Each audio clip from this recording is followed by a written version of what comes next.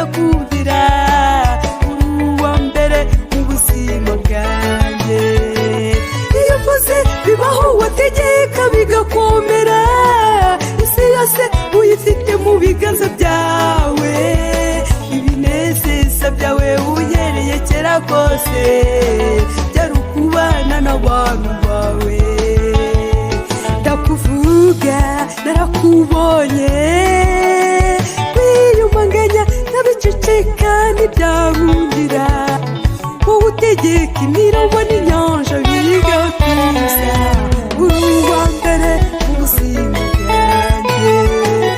Iyo uvuze bibaho wategeka bigakomera, isi yose uyifite mu biganza byawe, ibinezeza byawe unyereye kera kose byari ukubana n'abantu bawe.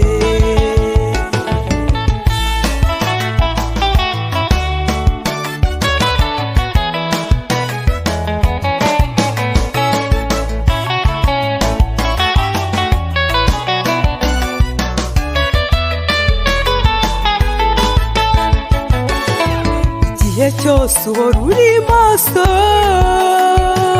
muhigo wawe no gutabara bagutegereje, baguteye umugongo bakanga kubayobora, kuri uwo munsi bazawubande.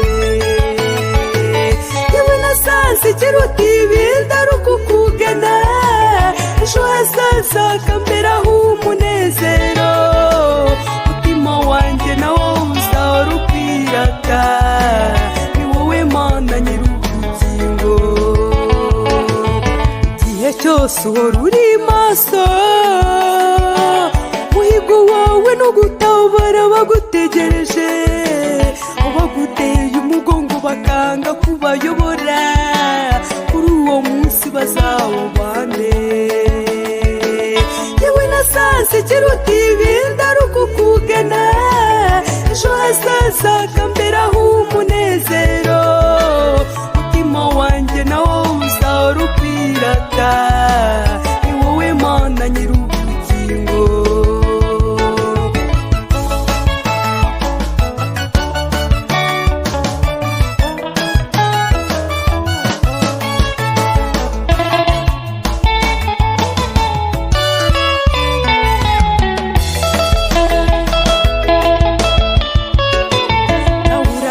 Uko wari kera none uyu munsi by'Imana ntibikikuryohera, shaka uko wasubira ku isoko yawe, ejo hazaza uhagire heza. Gira urugamba usa nk'umubyeyi uracyamukeneye, arakwakira ntiyarota guhemukira, igihe wataye aragutegereje ngo akuvunjire,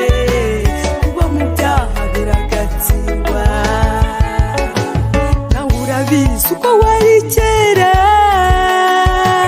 none uyu munsi by'Imana ntibikikuryohera, shaka uko wasubira ku isoko yawe, ejo hazaza uhagire heza. Gira urugamba usa nk'umubyeyi uracyamukeneye,